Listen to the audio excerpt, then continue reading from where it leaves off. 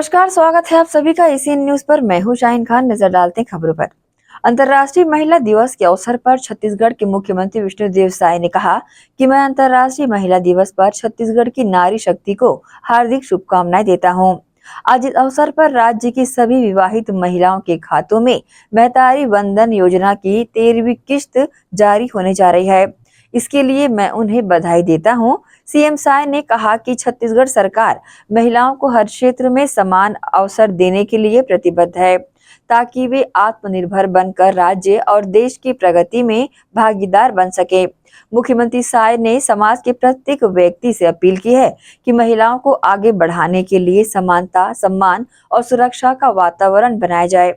CM Sai ने आगे कहा कि एक सशक्त महिला ही सशक्त परिवार, समाज और राष्ट्र का निर्माण कर सकती है। उन्होंने प्रदेश की उन्नति के लिए और सशक्त नारी सशक्त समाज के लक्ष्य को साकार करने के लिए सभी को मिलकर अपने हिस्से का बहुमूल्य योगदान देने की अपील की। आज अंतर्राष्ट्रीय महिला दिवस है। मैं सबसे पहले छत्तीसगढ़ की सभी मातृशक्ति माता बहनों को अंतर्राष्ट्रीय महिला दिवस की बहुत बहुत बधाई देता हूं, शुभकामनाएं देता हूं। और आज इस अवसर पर छत्तीसगढ़ की सभी विवाहित माता बहनों के खातों में महतारी वंदन योजना का 13वीं किस्त आज जारी करने वाले हैं।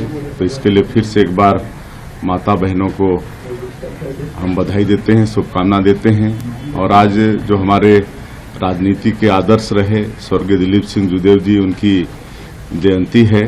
तो आज हम लोग जशपुर जिला जा रहे हैं। कुनकुरी में आज उनके जन्मदिवस के उपलक्ष्य में एक मेगा हेल्थ कैंप का शुभारंभ करेंगे। और करीब 350 से ज़्यादा जोड़ी की वहाँ पर शादी भी है। 350 से ज़्यादा जोड़ी नव दाम्पत्य में जुड़ेंगे। तो उनके भी उज्जवल भविष्य की कामना करते हैं। देश में सबसे ज्यादा महिला विधायक छत्तीसगढ़ में है और 33% आरक्षण की भी बात होती है। भारतीय जनता पार्टी में हमेशा से महिलाओं का सम्मान हुआ है। आज देश की राष्ट्रपति भी, जो देश का सर्वोच्च पद है राष्ट्रपति का, उसमें भी श्रीमती द्रौपदी मुर्मू विराजमान हैं। और पूरे प्रदेश नहीं देश में ही देखेंगे तो चाहे सांसद के रूप में, विधायक के रूप में, सब में महिलाएं आगे हैं। सर, महतारी वंदन। मुख्यमंत्री विष्णुदेव साय ने आज जशपुर जिले के बाजार डांड कुनकुरी में स्थापित स्वर्गीय दिलीप सिंह जुदेव की प्रतिमा पर माल्यार्पण कर उन्हें नमन किया।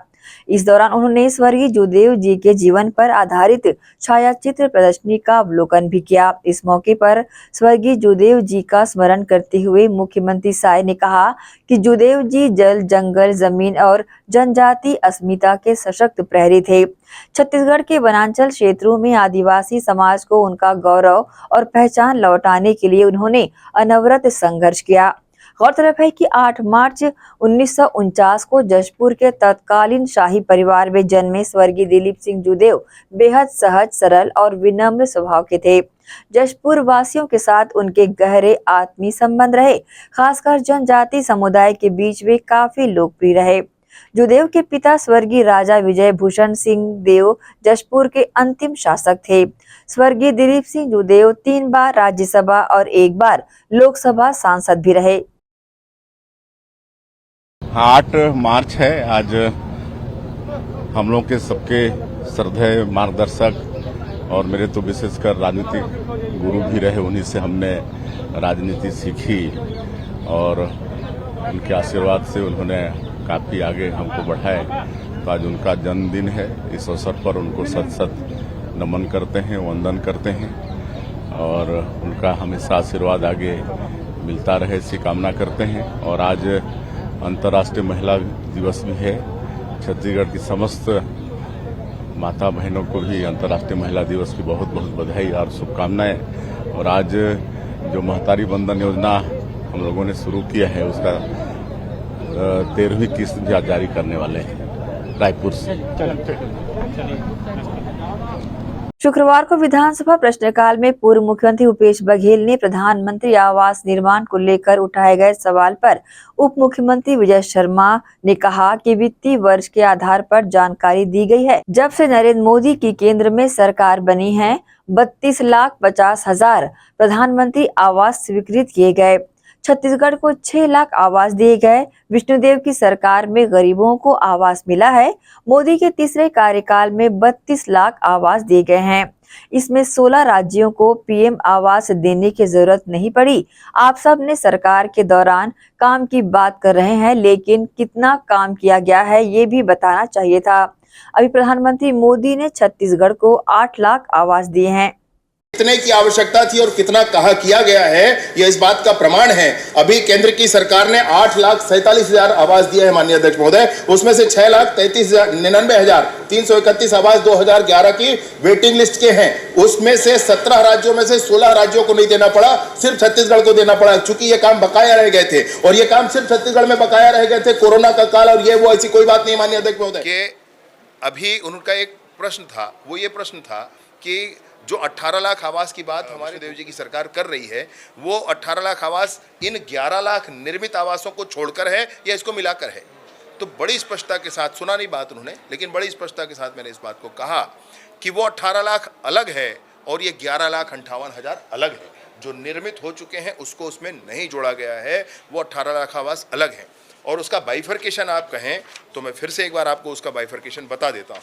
उसका बाइफर्केशन है 6,99,400 से अधिक आवास परमानेंट वेटिंग लिस्ट 2011 के, और उसके बाद 8,19,999 आवास प्लस के, और उसके बाद 2,46,000 लगभग आवास वो जो जिसके किस्त शेष रह गए हैं, नहीं बने थे, और जो अभी बनवाए गए हैं। क्योंकि ये जो संकल्प हमारा पारित हुआ है, ये 14 दिसंबर 2023 को पारित हुआ है, जब सरकार का पहला कैबिनेट था, उस दिन का है जो मैं आपको देख करके विषय बता रहा हूँ। और इसके बाद इसके बाद जो 47,090 आवास जो मुख्यमंत्री आवास के नाम से आए हैं वो और है। ये सारे आवास मिला करके 18,12,743 आवास होते हैं, जो कि 11,58,000 निर्मित आवासों से पृथक हैं। ये मैंने बताया।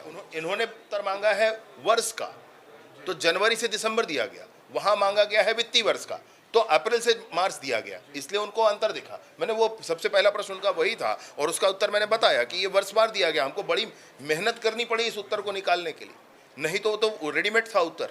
वो बड़ी मेहनत करके उन्होंने वर्ष कहा, तो जनवरी से दिसंबर हर एक बार का निकाला गया, महीने का, जिले का निकाल करके फिर उसको बताया गया। मैं आपको एक बहुत महत्वपूर्ण बात और कहना चाहता हूँ। हमारा जो 14 दिसंबर 2023 को एक संकल्प पारित हुआ था, कैबिनेट का प्रस्ताव हुआ था, उस प्रस्ताव में था प्रधानमंत्री आवास योजना के मद से पुनर्विनियोजित कुल राशि रुपए 1,630 करोड़ का पुनः बजट में प्रावधान किया जाना है। ये पुनर्विनियोजन उस समय क्यों हुआ था, ये तो अभी मुझे अध्ययन के समय और ध्यान आया, तो इस बात पर भी आगे चर्चा करेंगे। मतलब ये हुआ ये है कि केंद्र की राशि को आहरण करके और दूसरे मद में उपयोग किया गया, मुख्यमंत्री आवास में कर दिया गया। मैंने पूरी बात आपसे वही कही, आप सुनिए मेरी बात ध्यान से एक बार। मैंने ये बताया आपको कि किस किस सरकार में कितने कितने आवास बने। अभी तक प्रधानमंत्री आवास कुल कितने बने, तो ये बने हैं 11,58,000 प्रधानमंत्री आवास बने। मैं पूरे वर्षों को अपने हाथ से लिख कर रखे हैं भाई, पूरे वर्षों का आवास कब कब कितना कितना बना ये है। तो कुल 11,58,000 आवासों में से 18 के दिसंबर में चुनाव होता है, तो 16 के आखिरी से शुरू हुआ प्रधानमंत्री आवास, तो 17 में आवास बने, 18 में पूरे आवास बने। ये आवास जो कुल मिलाकर है ये लगभग 6 लाख आवास है। और भूपेश बघेल जी की 5 साल की सरकार में 3 लाख आवास बने। और अभी जब भाजपा की सरकार बनी है, तो इस नई सरकार के बनने के बाद अपूर्ण और नए आवासों को मिलाकर 2,25,000 आवास और बनाए गए। तो कुल मिलाकर भाजपा की सरकारों में अगर आप गणना करेंगे तो लगभग 8.25 लाख आवास बनते हैं, और शेष आवास जो है वो कांग्रेस की सरकार बनते हैं। ये बीते दिनों दुर्ग के केलाबाड़ी में यादों की महफिल, एक म्यूजिकल ग्रुप के कार्यालय का उद्घाटन समाज सेवी कैलाश बरमेचा, निवृत्तमान पार्षद हमीद खोकर एवं रायपुर से पधारे इमरान साहब के मुख्य आतिथ्य में केलाबाड़ी के रानी लक्ष्मीबाई चौक स्थित सुपर ड्राई क्लीनर के संचालक अहमद शरीफ साहब की दुकान के पीछे तैयार किए गए भवन में संपन्न हुआ। यादों की महफिल अ म्यूजिकल ग्रुप के कार्यालय का उद्घाटन कैलाश बरमेचा, निवृत्तमान पार्षद हमीद खोकर एवं रायपुर से पधारे इमरान साहब के मुख्य आतिथ्य में केलाबाड़ी रानी लक्ष्मीबाई चौक में दुर्ग में स्थित सुपर ड्राई क्लीनर्स के संचालक अहमद शरीफ द्वारा अपनी दुकान के पीछे तैयार किए गए भवन में संपन्न हुआ। कार्यक्रम के प्रारंभ में शायर एवं गायक आलोक नारंग ने संस्था के संबंध में विस्तृत जानकारियां दी और बताया कि इस म्यूजिकल ग्रुप को दुर्ग नगर के अन्य गायक कलाकारों द्वारा आपस में समन्वय कर लोगों के मनोरंजन के लिए बनाया गया है। इस संस्था के कलाकारों द्वारा नए पुराने गीतों, कव्वाली, भजनों का गायन किया जाएगा। यादों की महफिल म्यूजिकल ग्रुप के गठन एवं इसके उत्तरोत्तर विकास के लिए शामिल अतिथियों द्वारा अपने अपने उद्गार व्यक्त किए गए। इस दौरान कैलाश बरमेचा ने अपने संबोधन में संस्था को अपनी ओर से लैपटॉप उपहार स्वरूप प्रदान कर अपनी संस्था कमला मोटर्स पुलगांव दुर्ग में संस्था को रियाज करने हेतु आमंत्रित किया। इस दौरान हमीद खोकर द्वारा ग्रुप का शो कार्यक्रम रानी लक्ष्मीबाई चौक में आयोजन करने हेतु सहयोग प्रदान करने की बात भी कही गई।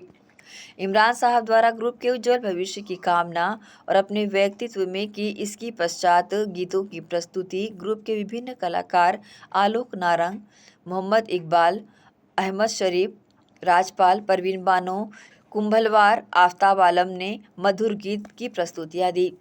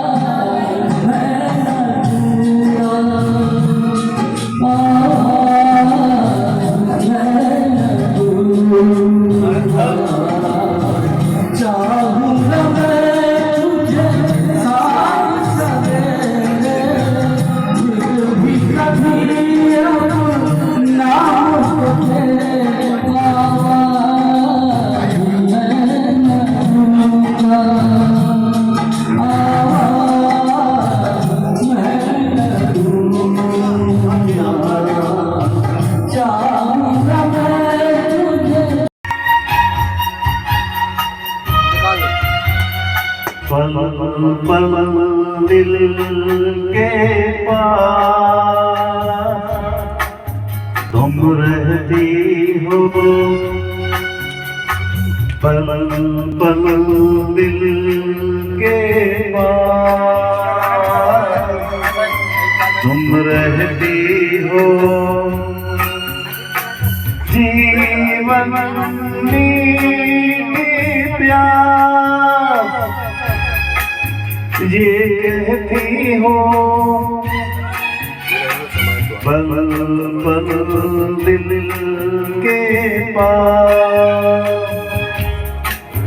तुम रहती हो।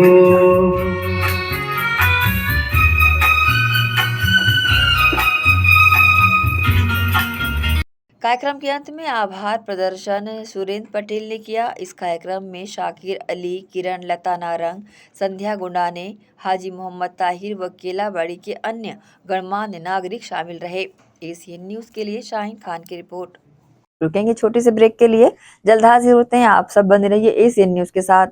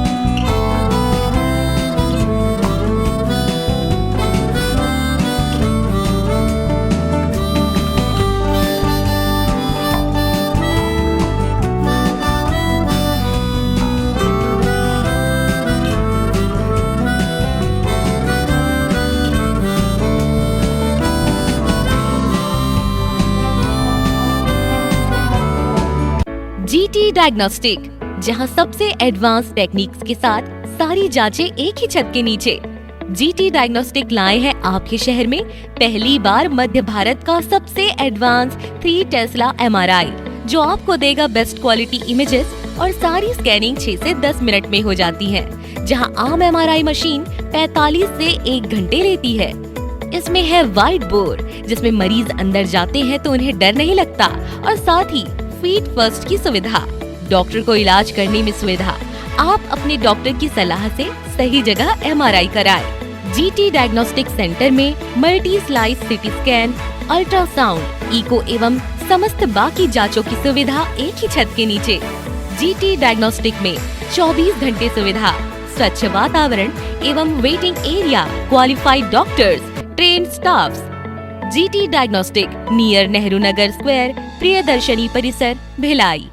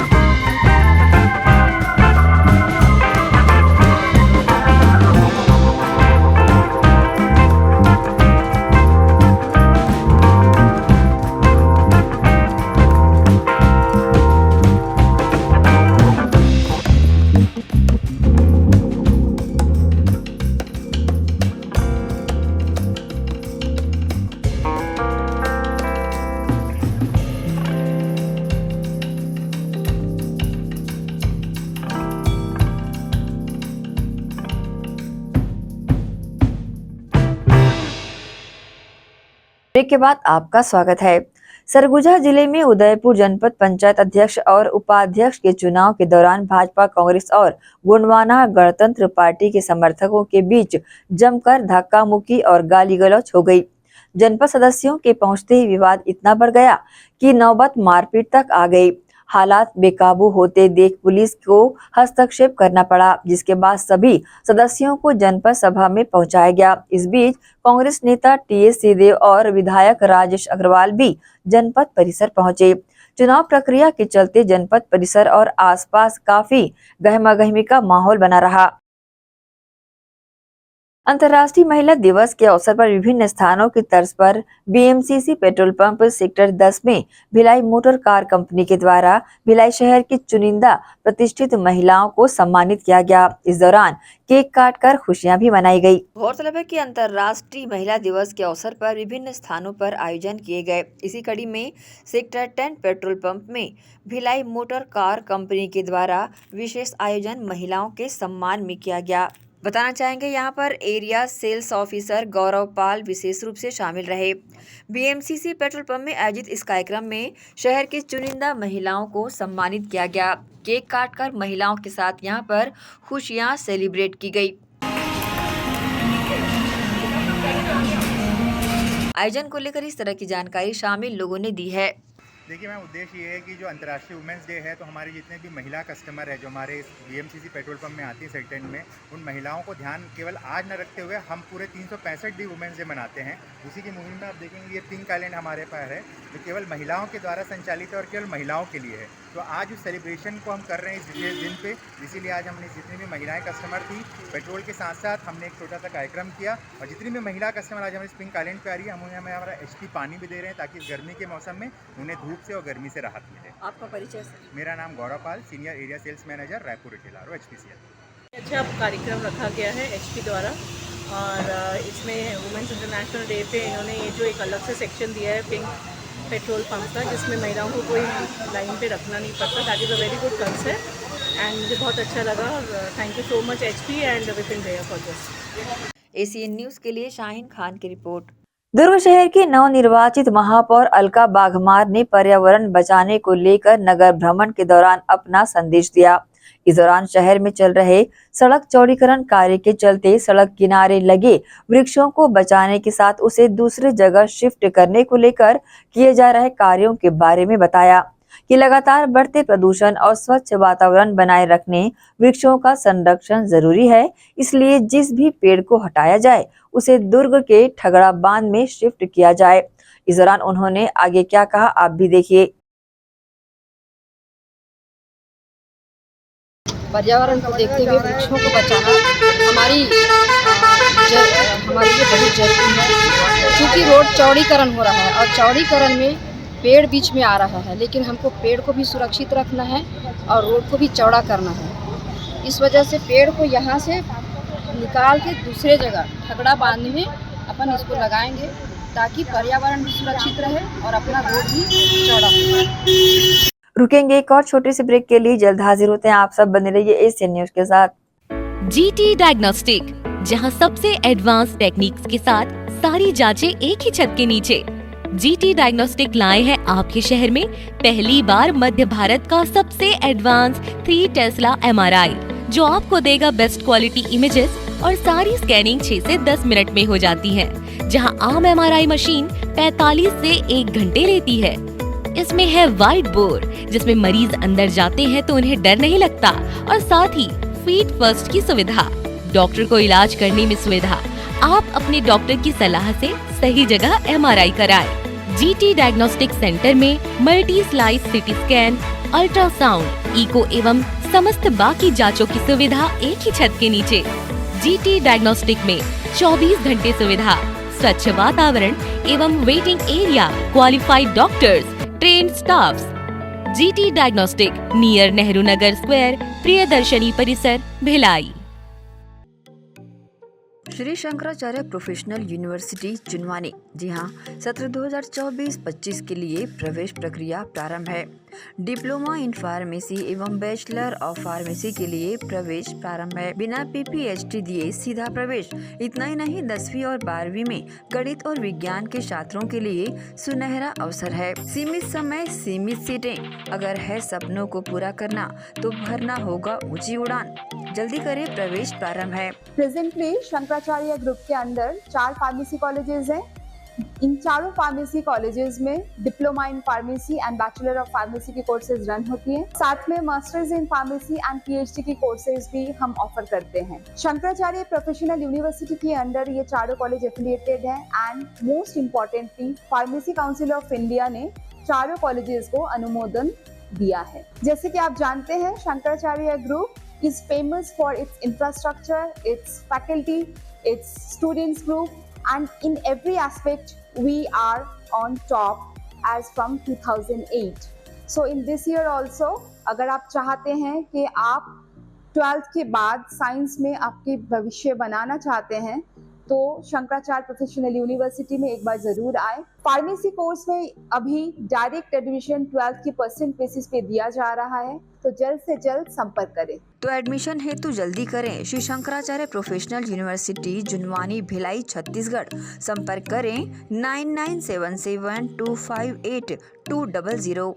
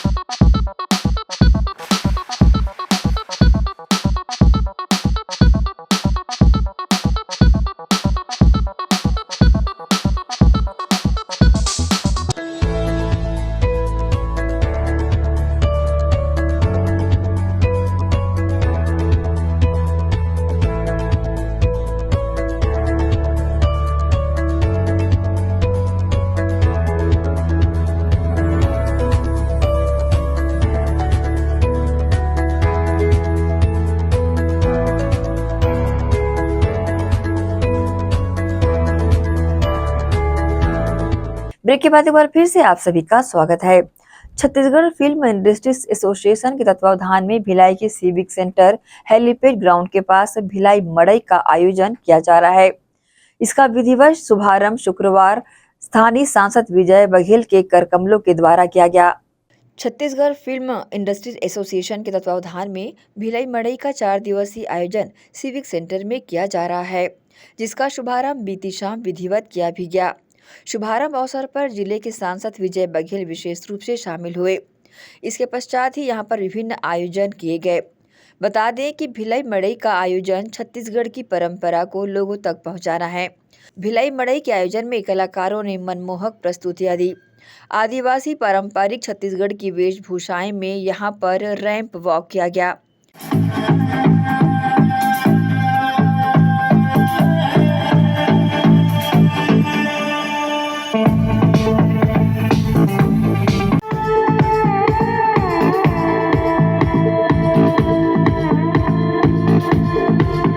वहीं नन्हे प्रतिभागियों ने भी अपनी कला का प्रदर्शन किया।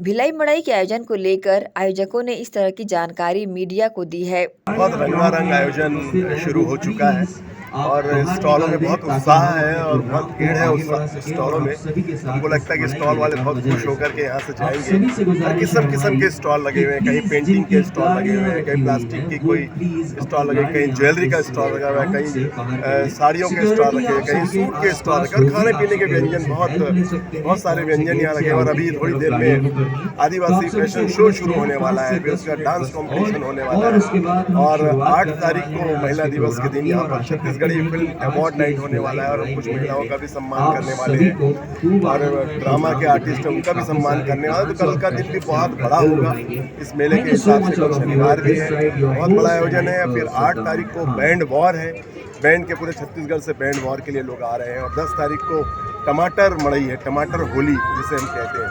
तो 4 दिवसीय कार्यक्रम बहुत बेहतरीन तरीके से यहाँ पर हो रहा है और भिलाई वासियों को बहुत प्यार मिल रहा है।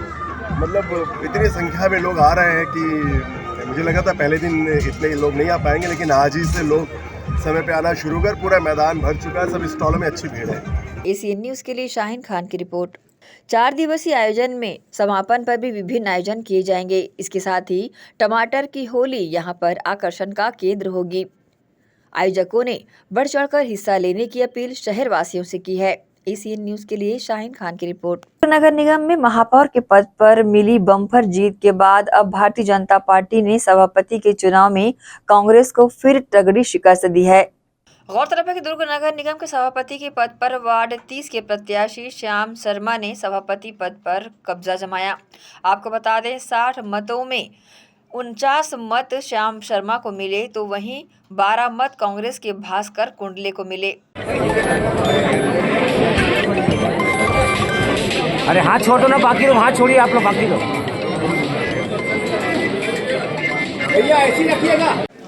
वोट करने के बाद आपको उसको 4 फोल्ड करना है और जो सामने मतपेटी रखा हुआ है उसमें आपको उसको डालना है। फोल्ड कैसे करना है हमारे कर्मचारी बताना चाहेंगे। 60 वार्ड वाले नगर निगम में बीजेपी की मेयर अलका बागमार ने लगभग 68,000 वोटों से जीत दर्ज की थी, तो वहीं 60 वार्डों में 40 वार्डों में बीजेपी ने जीत का स्वाद चखा। वहीं कांग्रेस महज 12 पार्षद जीतने में ही कामयाब रही। 8 निर्दलीय पार्षद भी इस बार चुनकर आए हैं। इस दौरान श्याम शर्मा ने कहा कि वे सबको साथ लेकर चलेंगे और दुर्ग का विकास मुख्य लक्ष्य रहेगा। दुर्ग नगर पालिका निगम दुर्ग का ये सभापति और अपील समिति के सदस्यों का चुनाव संपन्न हो रहा है, जिसमें भारतीय जनता पार्टी के अधिकृत प्रत्याशी श्री श्याम शर्मा जी ने अभी भाजपा ने हमको विधायक पार्षद दल की ओर से अधिकृत किया और उन्होंने नामांकन भरा और उनके पक्ष में नगर पालिका निगम के 40 हमारे भारतीय जनता पार्टी के पार्षद महापौर जी की वोट और साथ ही साथ 8 जो निर्दलीय हैं, सारे निर्दलियों ने भारतीय जनता पार्टी के पक्ष में अपना विश्वास जताया और उन्होंने 49 मत हमारे माननीय श्याम शर्मा जी को प्राप्त हुए और जिला दंडाधिकारी ने उनको आज विधिवत निर्वाचित घोषित किए हैं। देखिए 49 वोट से जीत हासिल करना, 60 में 49, ये तो बहुत गर्व की बात है। हमारे भारतीय जनता पार्टी में भी कहीं कोई विरोध नहीं, एकदम शांतिपूर्वक हम निर्णय लिए और सभी ने इस निर्णय पर मुहर लगाए और यहाँ आकर के भी हमारे जो 40 पार्षद हैं और जितने निर्दलीय पार्षद हैं उन्होंने भी हमको समर्थन दिया है और प्रचंड बहुमत से हमारे सभापति चुने गए हैं और जिस तरह से वो आए हैं उनका काम भी हम मिलकर बहुत अच्छे से करेंगे। दुर्ग नगर निगम में किसी भी तरह से भेदभाव नहीं होगा।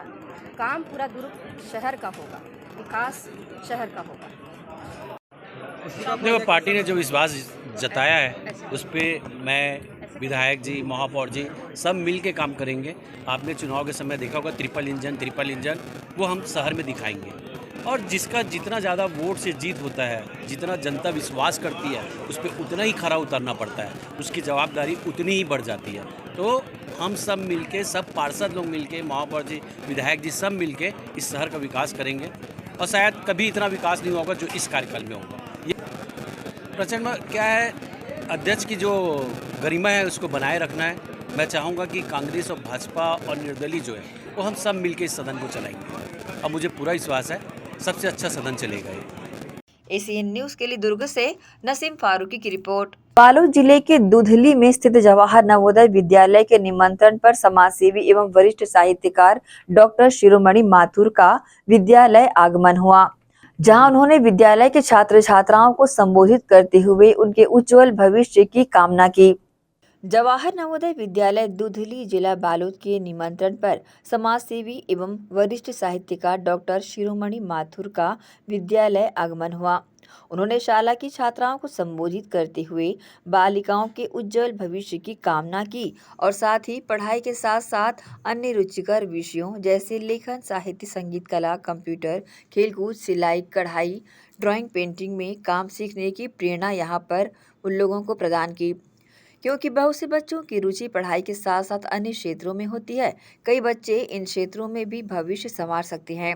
और साथ ही समय के सदुपयोग पर जोर देते हुए उन्होंने कहा कि आपका समय कीमती है, अभी कोई जिम्मेदारियां बच्चों पर नहीं है। जो काम आप अभी कर सकते हैं वह फिर नहीं कर पाएंगे, इसलिए अभी नहीं तो कभी नहीं।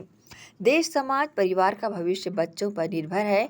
आप जो लक्ष्य चाहते हैं या परीक्षा में जो नंबर लेना चाहते हैं उसे या तो दीवार पर लिख लें या अपनी कॉपी के प्रथम पेज पर लिख लें, फिर प्रतिदिन उसके लिए प्रयास करते रहें तो आपको सफलता जरूर मिलेगी। बार बार लक्ष्य दोहराने से अंतर्मन उसे स्वीकार कर लेता है और फिर उसी दिशा में मन काम करने लगता है। मन को व्यर्थ बातों से हटाकर पॉजिटिव सोच रखें और परमात्मा को थोड़ी देर जरूर याद करें, वो भी आपकी मदद जरूर करेगा, क्योंकि हम सब उसके बच्चे हैं। पिता बच्चों की सहायता अवश्य करता है। उन्होंने बच्चों को अच्छे काम करने के लिए प्रेरित भी किया।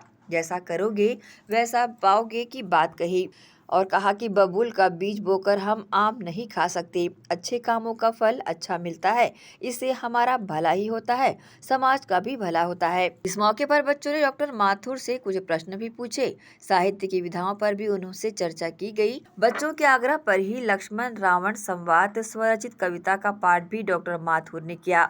साथ ही वहां की शिक्षिका आदरणीय संध्या टंडिया के आग्रह पर डॉक्टर माथुर ने स्वरचित रुक्मणी कृष्ण संवाद काव्य पाठ कर सभी को सुदामा और कृष्ण की मित्रता की गहन अनुभूति कराई कि किस तरह कृष्ण सुदामा के प्रेम में विहल होकर उनके पैर दबाते हुए बचपन में चने खाने का रहस्य बताते हैं। इस मौके पर जवाहर नवोदय विद्यालय की प्राचार्य श्रीमती साधना दलीला, उप प्राचार्य श्री NP नामदेव व शाला के अन्य शिक्षक शिक्षिकाएं शामिल रहे।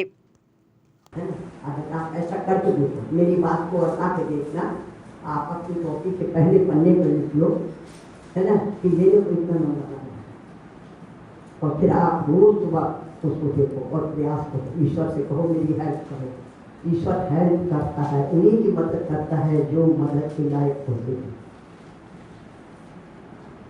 मिलेगी मदद, हिम्मत आएगी। कोई कमजोर नहीं, अगर कमजोर होते तो यहाँ तक आते ही नहीं, स्कूल में एडमिशन ही नहीं रहता आपका।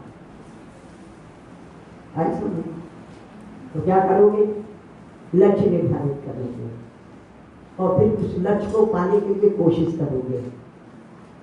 तो अलग बात है 2-4 नंबर कमती बढ़ती हो। मैं तो खुद परीक्षा देके आती थी और जो पेपर को दे के आती थी उसके पेपर के पीछे में अपना नंबर लिख लेती थी, इतना नंबर मिलेगा। 2-4 आगे पीछे होता था नंबर और नहीं मिलता था। तो आप अगर निश्चय करोगे कि मेरे को इतना नंबर लाना है तो आपका नंबर आ जाएगा।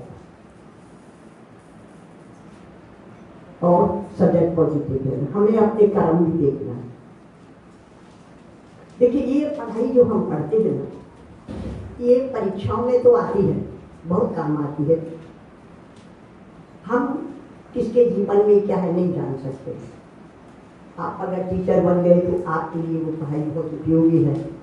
अगर आप बिजनेस में चले गए तो उसका है ना, वैसे तो मेरा आकाश बाबा है, आप बैठ जाओ और अपने दिल की हर बात उनको कहो। बिल्कुल छोटे बच्चे बन गए, छल कपट नहीं, वहाँ छल कपट नहीं चलेगा।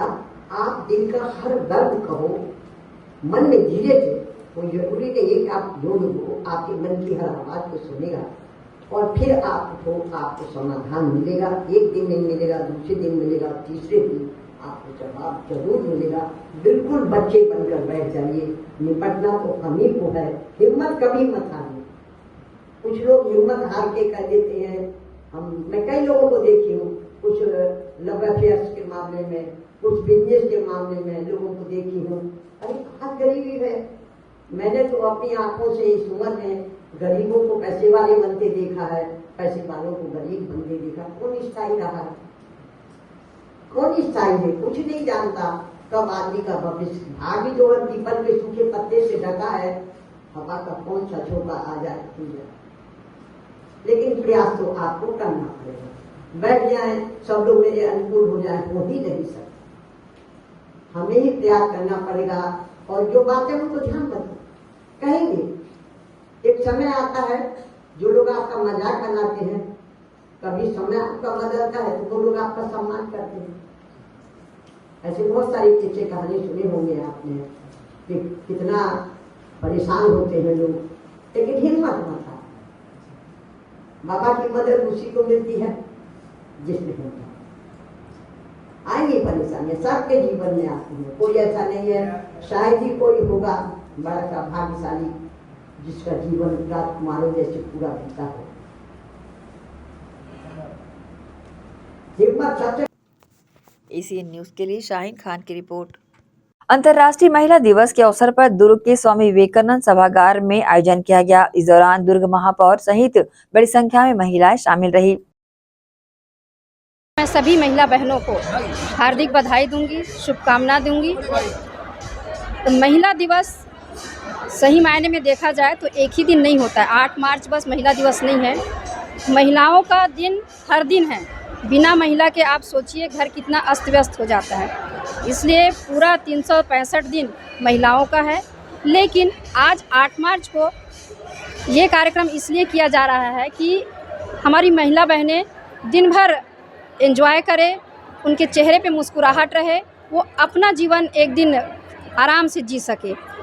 इसलिए हम आज का ये कार्यक्रम कर रहे हैं। ये कार्यक्रम मुख्यतः हमारा है नगर निगम में जो महिला कर्मचारी बहनें हैं उनको लेकर कि उनके साथ हमारा पहला कार्यक्रम नगर निगम का है। हम उन्हीं के साथ करना चाह रहे थे, इसलिए उनके बीच हम ये कार्यक्रम कर रहे हैं। महिला बहनों से, हाँ, हमारी जो नगर निगम की महिला कर्मचारी बहनें हैं, अभी हम उनके साथ बैठे नहीं हैं। उनकी जो समस्या है उस समस्या, हर जगह कहीं ना कहीं कोई ना कोई समस्या होती है। तो सबसे पहले हम उनके जो नगर निगम में रोज़ काम करने के दौरान जो समस्या होती है उसका समाधान करेंगे। मध्य प्रदेश में महिला अभी 1000 दे रही है और हमारी महिला बहनें खुश हैं। तो पूरे साल भर महिला दिवस ही है। महिला एक दिन छुट्टी ले ले तो पूरा घर बिल्कुल तहस नहस हो जाता है। सब अपने अपने काम पे जाना दिक्कत हो जाती है लोगों को, और बच्चों को स्कूल जाने में दिक्कत हो जाती है। महिला एक दिन छुट्टी ले तो यूँ तो रोज़ महिला दिवस है, लेकिन आज का दिन हम महिलाओं को थैंक्स बोलने के लिए मनाते हैं कि सभी महिलाओं को कितनी इम्पोर्टेंस हमारी लाइफ में है, ये उनको थैंक यू हम करें। और हम अपने माँ भारती को याद करते हैं, माँ छत्तीसगढ़ महतारी को याद करते हैं। हम सब ने वंदन किया और अपनी अपनी माताओं को, हमारे जीवन में जितनी महिलाएं हमें स्टैंडिंग के लिए हमें हेल्प कर रही हैं, हमारी सहेलियों को ग्रीट किया। और हम महिलाओं के हेल्थ के लिए जागरूक रहें, एक दूसरे का हाथ पकड़कर साथ में चलें, और किसी को कोई तकलीफ़ हो तो हम उसके उत्थान के लिए हम सब हाथ पकड़ के आगे बढ़ें। ऐसी कोई चीज़ें हैं? स्त्री रोग विशेषज्ञ होने के नाते आज भी कन्या भ्रूण हत्या के लिए महिलाएं कभी कभी देखने में आती हैं, तो जब महिला को पैदा होने में ही एक क्वेश्चन मार्क लगाया जा रहा है तो कभी कभी डाउट होता है कि फिर क्या सशक्तिकरण है। तो ये एक छोटा सा पॉइंट है जिसमें महिलाओं को सोचने की बहुत बहुत ज़रूरत है। और अगर किसी की 2 बिटियां हो रही है तो समाज में ऐसे नकारा ना जाए कि इसकी तो 2 बेटियां हैं, ताकि महिला को ही दुख लगे कि मेरी 2 बेटियां हैं। तो ये पॉइंट हम सभी महिलाओं को नोटिस करना है कि 2 बेटियां हैं तो कोई बात नहीं, सास और पूरे घर में उसको एक पॉजिटिव वे में देखा जाए। और दूसरी बात यह है कि महिलाएं कभी कभी, हमारी किशोरियां और यंग महिलाएं भी, ऐसा देखने में आता है कि परंपराएं संस्कृति को भूल रही हैं, न्यूक्लियर फैमिलीज़ हो रही हैं, हमारे जो एक परिवार जो साथ में रहता था वो टूट रहा है। तो वो थोड़ा सा महिलाओं को ज़रूरत है कि सिर्फ सेल्फ सेंटर्ड ना होकर के पूरे परिवार, पूरे समाज के बारे में सोचा जाए। ये 2 चीज़ें मैं चाहती हूँ कि। इसी के साथ ही आपसे लेंगे इजाजत। आप सब बने रहिए एसीएन न्यूज़ के साथ। नमस्कार।